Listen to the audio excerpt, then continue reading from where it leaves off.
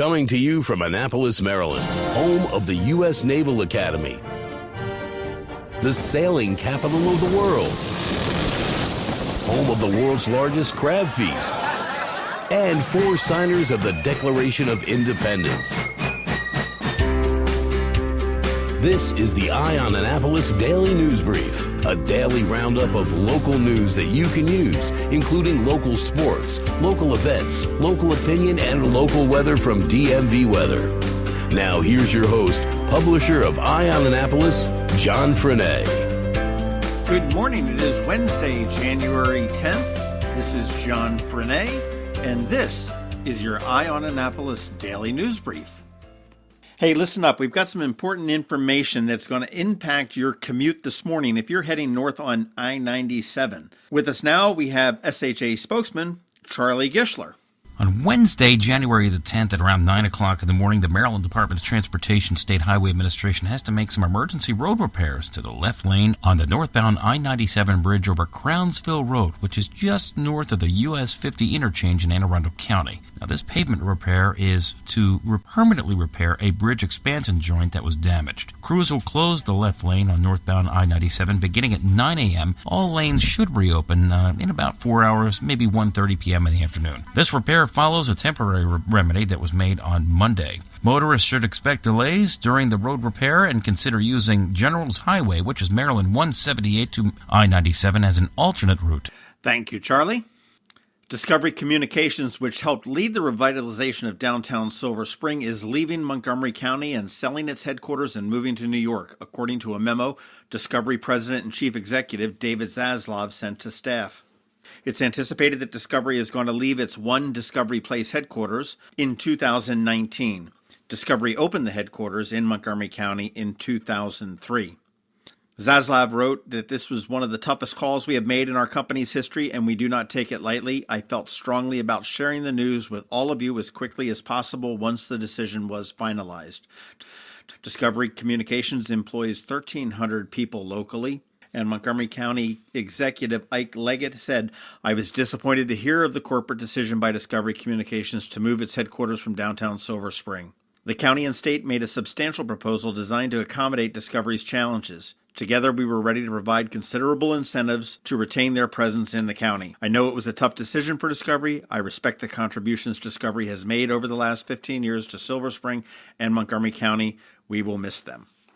Following up on yesterday's story about the Annapolis Market House, and the current operator, Harvey Blonder, which is the Annapolis Oyster Company, says that he may challenge the council's decision. He was unaware of the council's final decision last night and reached this morning. He said, "I don't know how they can do something like that." Blonder said he and his team would be looking into whether what they did was proper, and if it's not proper, then I believe we may challenge it. He did clarify that and say it does not necessarily mean any legal action. Blonder also took issue with Newmarket's proposal to run it as a single entity as opposed to stalls, and said that maintaining multiple vendors is more in line with the market's history, but that if the city wants a single vendor, he is prepared to do it as a single vendor. Governor Hogan is proposing term limits for the General Assembly, and moving the General Assembly into the 21st century with a proposal to live stream all of the legislature's deliberations. These are reforms, he said, that are needed to reduce partisanship, gerrymandering, and corruption. Hogan's called on the legislature, which meets today for its 90-day session, to restrict lawmakers to 2 consecutive 4-year terms. He said the measure, which, if approved, would be subject to a referendum of the voters, would not force any current long-serving lawmakers out of office. Personally, I love the idea of term limits.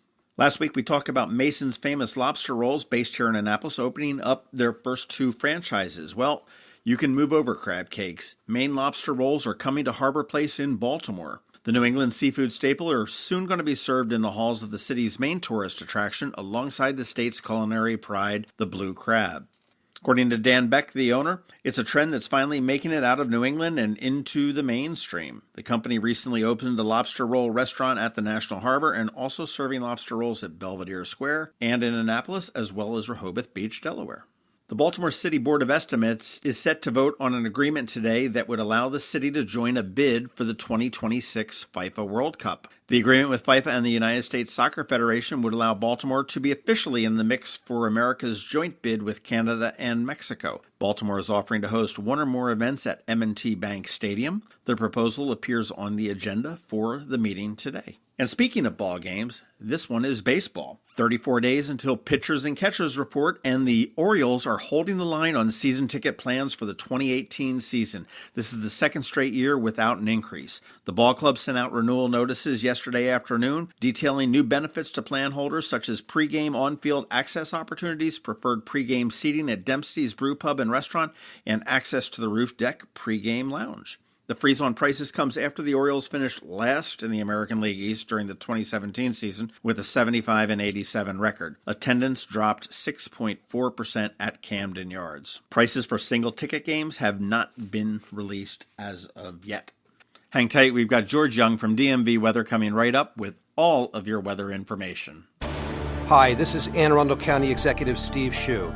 It breaks my heart to see families destroyed by the trauma of addiction. That's why we're doing everything possible to fight heroin and prescription drug abuse. If you are a parent, talk to your kids about the dangers of prescription drugs. If you are struggling with addiction, now is the time to get help. Go to denialisdeadly.org or call 410-768-5522. Hey there, this is John Fernay, and the Eye on Annapolis Daily News Brief is sponsored by, well, it could be you. Podcasting is a growing trend, and since launching on September 1st, we have more than 10,000 downloads of this podcast, plus thousands of listens on Facebook, Twitter, and YouTube.